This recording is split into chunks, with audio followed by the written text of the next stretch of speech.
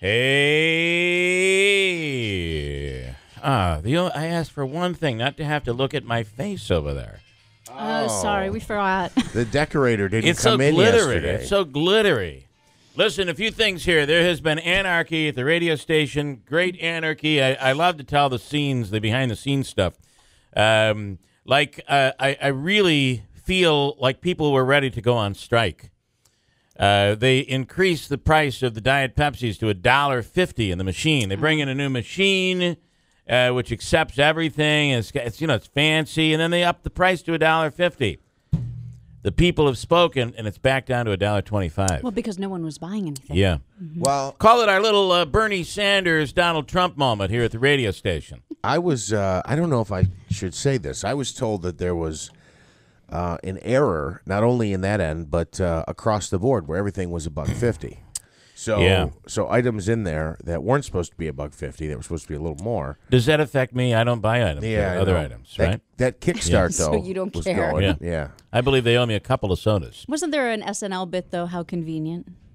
Because how convenient that the price was erroneously Right, put how in, convenient. 25 cents. I mentioned it as a Conspiracy. Donald Trump and Bernie Sanders moment because that's what we saw last night. Who would have thought? And this year is so crazy, and it's hard. Hillary went into this last night with a 16-point lead in the polls in Michigan and was defeated by Bernie Sanders.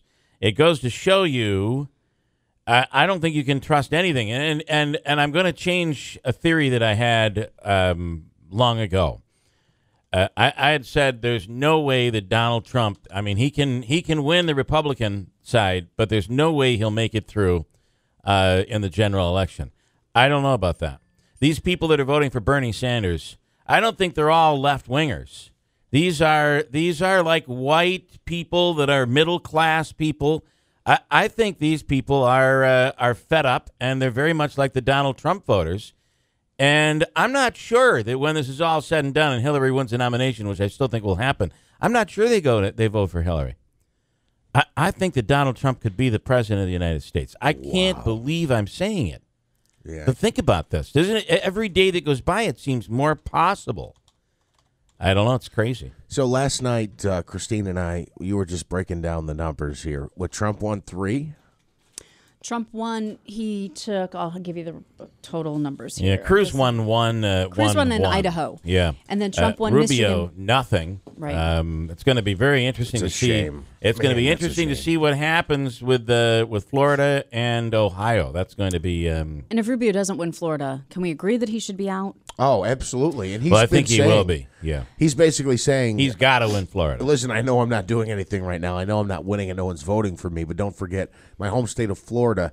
And is it Ohio? I think combined he was talking that he thinks he's got a chance to win 99 delegates in one night and then really make it a race. And I think it's Florida and Ohio. Well, you know what it would do is if Rubio and Kasich both win, if they both win, then you're looking at a contested convention. If they lose, Cruz is going to be close, but I don't think he can beat Trump. I don't think he can beat Trump. So it's going to be very interesting. This is crazy. Donald Trump during a press conference in Florida yesterday. They're all working on Florida right now. They're all in Florida. Bernie Sanders went to Florida and had to fly home because he said, what? You won Michigan. Oh, I better get back to Michigan. And he did. Because he certainly didn't expect it. It was a surprise He for did. everybody. Donald Trump gave a press conference in Florida yesterday to talk about his primary It's wins. true. We're not making this up. This gives you a little insight as to what's going to happen here if Trump does become president, because he began pushing some of his products. Listen to this. Mitt got up, and he really shouldn't have done it. It wasn't becoming, honestly. And he talked about the water company. Well, there's the water company. We sell water, and we have water, and it's a very successful, it's a private little water company, and I supply the water for all my places, and it's good, but it's very good. Trump steaks. Where are the steaks? Do we have steaks? We have Trump steaks. He's promoting his products. This is just, and you know what? I got to tell you, this is what Mitt Romney did, right? Mitt Romney was making fun of all of his stuff, saying it's all failed, everything's failed, and Trump's like, no, I still have water. We sell it at all of my resorts. I still have a magazine or a news magazine. It's at all of my locations, all of my properties. And those steaks, we still sell those steaks. Let me tell you, if there was any ever time that people were going to buy Trump steaks, who would buy Trump steaks? Well, I'm going to tell you, they're flying off the counters right now. That's where they sell them. He said the steak company, and we have Trump steaks. And by the way, if you want to take one, we'll charge you about, what, $50 a steak? No, we have Trump Magazine. Let me see the magazine. He said Trump Magazine. Yeah, they're out just, I feel like it's on QVC. Those who are business-minded are applauding him. Those who are his critics are going to find fault with this, whatever. No doubt. But his proponents are saying, look, this is what Disney does. This is what Marriott does. This is what, all the big companies do. They do it in-house. This is what Turning Stone What does. a future president should do. My first order of business is going to be 4th of July. The official steak is the Trump steak. No other steaks. Well, he'll probably have to give all that up, right? I don't think he'll give anything up. I He doesn't have to give Put up everything that. in his son's name, probably. Right.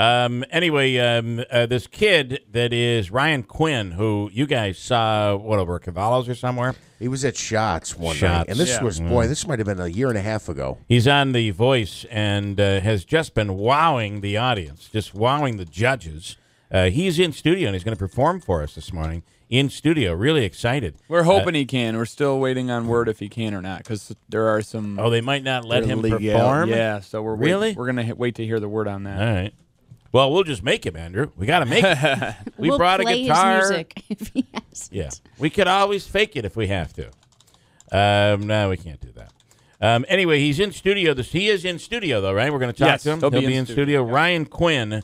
The kid has an amazing voice. He's got a great, great voice. He really does. So it's pretty exciting. We'll have him in studio here this morning.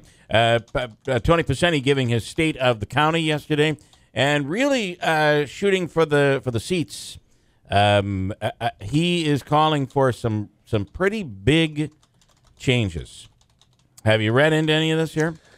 Really, when we talk about consolidation, he wants to do a lot of consolidating.